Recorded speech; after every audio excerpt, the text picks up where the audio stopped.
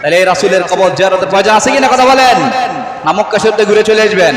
এই মক্কা শরীফ থেকে আসলে হবে না, আপনি মদিনাতে অবশ্যই যাবেন।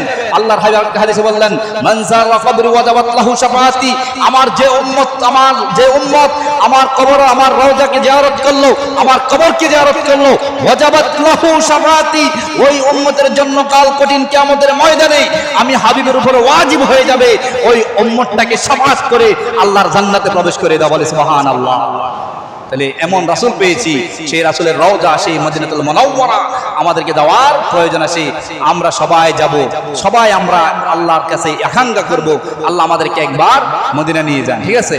এখন তো প্লেনে যায়, এক সময় কি যেত নদীতে বেয়ে যেত। এই জন্য একটা গান ধরছিল না, দে দে পাল তুলে দে মাঝি হেলা করিস না, ছেড়ে দে নৌকা মাঝি যাব মদিনা, ছেড়ে দে নৌকা মাঝি যাব মদিনা, দে দে পাল তুলে দে মাঝি হেলা করিস না, ছেড়ে দে নৌকা মাঝি যাব মদিনা, ছেড়ে দে নৌকা মাঝি যাব মদিনা।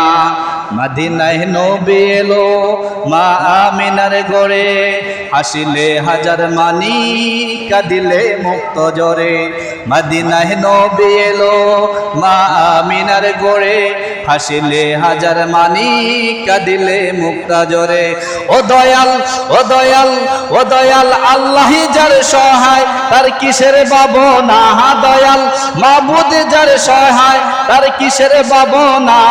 আমার হৃদয়ে মাঝে কাবা মনেতে মদিনা, আমার হৃদয়ে মাঝে কাবা মনেতে মদিনা।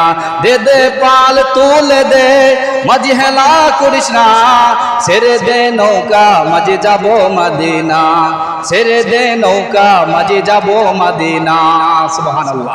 আপনারাও এভাবে রাসূলের শান নিয়ে গান গাইবেন, রাসূলের শান নিয়ে গজল নাত রাসূল গাইবেন। আল্লাহ আমাদের প্রত্যেকের অন্তরে যেন হুব্বে রাসূলের মহব্বত পয়দা করে। সবাই বলি আল্লাহুম্মা আমিন।